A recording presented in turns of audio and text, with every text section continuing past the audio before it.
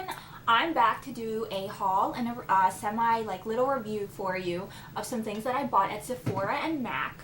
Double-ended roll brush set. Thought someone was spying. A double-ended roll brush set. And here are the brushes.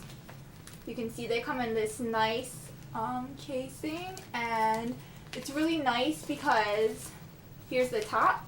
But there's also this sheet of plastic, so it protects this part from getting dirty. You can easily use some makeup remover and wipe down the fake leather, but it's not so easy to wipe this part down because it's actually more of a cloth material. Same down here.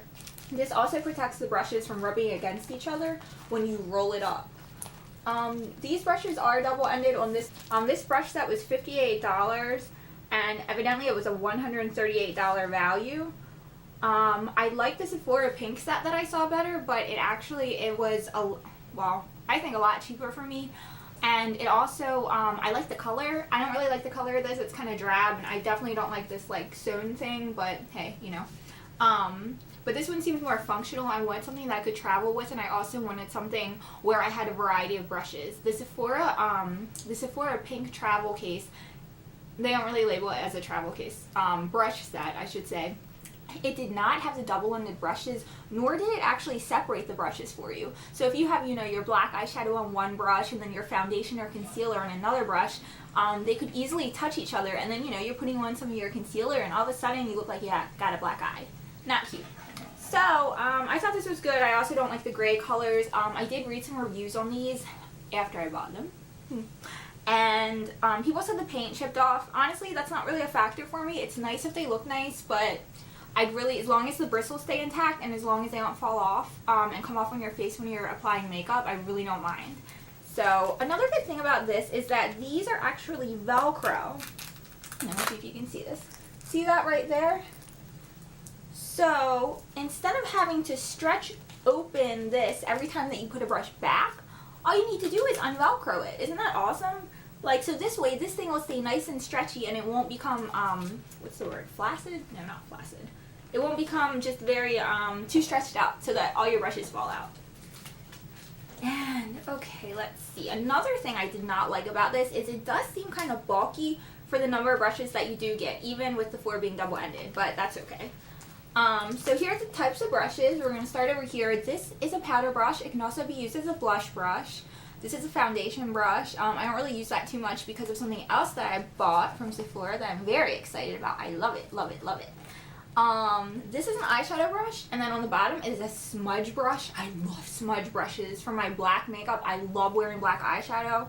Those are the greatest things ever because they allow you so much control. I use a smudge brush for so much more than smudging. This, you can see I haven't opened it yet. It's basically, this is an angled brow. You can use this as a brow brush, and then this is kind of on this side, it's a liner brush. I already have a brow brush or a brow thing that I'm comfortable with, so I'm not sure if I really want to venture out right now, or at least when I went on vacation, to the ocean, but I'm sure I'll be using that in the future. And remember, you can always take these brushes out and replace them with your other ones, so while you're washing your other ones, I do it once a year. Just kidding. When you're washing your other ones, you can have spares or whatever. And finally, this brush is they call it a foundation slash, oh, can you see that? Ooh, there we go. A foundation slash, a concealer slash lip brush. I really use it mainly for foundation. I don't use lip brushes. I probably want to start because I did see that I sometimes have a problem blending my lip liner. So I end up with kind of dark lip liner on the rims and then in the middle, yeah. So evidently a lip liner brush can fix this, but I really don't know if I want to use a lip liner brush every day. It seems like a lot of maintenance, but for special occasions and stuff. The next thing that we have is the Makeup Forever Mist Fix. See this? I originally wanted something else, not the model in a bottle, I don't think, but it's the different stuff from Urban Decay. Unfortunately, it was all sold out. But here's the Makeup Forever Mist Fix, and this is 125 milliliters, and it was $27. They also have a smaller size. It is 0.84 ounces, and it's $8. But I did not see that, or I probably would have gotten it, sort of like a trial. That's okay though. This is actually supposed to hold your makeup in place, and since I was going to the ocean, I really wanted something so, like, you know, I could go out and go to the boardwalk, go to the arcade, sit on the beach, and not kind of give me my makeup melt like that. Yeah, not cute. So I got this. Actually, it turned out to be not so humid or hot at the beach. It was pretty breezy. So I'm not really sure if it was an accurate test. I do think though that it did hold my makeup as far as when I sprayed myself and then I let it sit on there and dry, and then when I touched it lightly, it didn't come off of my hands. One thing I did notice about this is it makes your face shiny. Now some of you like the dewy glow and it looks great on some of you, like I love it. I don't like it on myself. I like to look as matte as possible, like this. I'm shining. I don't mind my eyeshadow being shimmery, but as far, especially my nose, I'm one of those girls that's like always like powdering her nose. Powder. As a matter of fact. Yes. It gets really hot in here because of the lights that I have to use, and I still look a little orange like a pumpkin. So I like to keep up on my powder. This is good though if you do want to spray it, and if you do look shiny, you can put like a powder over top of this and it will control some of that shine, but it still ultimately comes through, and I'm not really sure why. It doesn't have any SPF or anything, and usually that's the culprit for a lot of the shine that people don't understand with their makeup. But this was $27 if I didn't mention it. The trial size is $8. I'm sure you can get it at Sephora.com. Next on my list, I have Too Faced Eyeshadow Insurance Policy.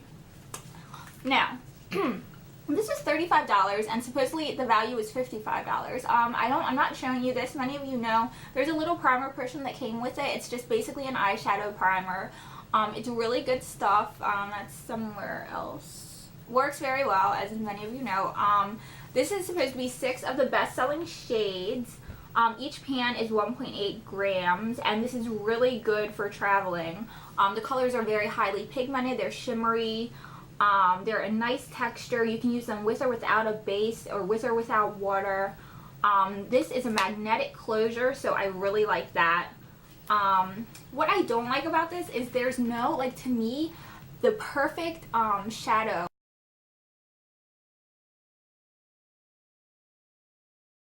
This first color is Full Frontal. It's on my ring finger. Second color is, and that's like a dark shimmery brown. Second color is Socialite. It's like a light coppery color. You can see that on my pinky. Third color is called Skinny Dip. It's a navy blue. Oh, you can see more of the true color here, because here it looks pretty electric. Fourth color is called Lucky Charms. It's a green. It's a dark green shimmer color. All these are shimmer. Fifth color is called Glamazon. It's a very nice brown color. Shimmery brown. It's a little lighter than the Full Frontal. This color is called Boy Toy. It's a really nice pink shimmer color. This can also double, if you're in a rush, it can double as, say, a cheek highlighter. That, I have an Urban Decay palette. Ta-da! And it has a mirror. You can see it's a velvety outline purple. Same with the back and all that. It's like a mesh shimmery. This was $38. This also has a magnetic closure. They're smooth, velvety color. I do like the double-sided shadow sponges because I do use them. As you can see in my other video that I did this look with, I like to use them for the inner corners. And I also like to go under my eye with the black. And some of you like to use brushes and all, but I find I have more control. The smaller the tip applicator, the better I can control where it goes, or more importantly, where it doesn't go. This is called Fishnet. You can see I already tried to do it for you guys, but they kind of faded. This next one is called Honey. This next color is called Ransom, and it's a nice bright purple color. Okay, and then this next one is called Graffiti, and I love it. I have never seen anything like it. Seriously, like, maybe I live under a rock. I don't know, but check that out. Isn't that so pretty? Like, seriously. And this is called Zero.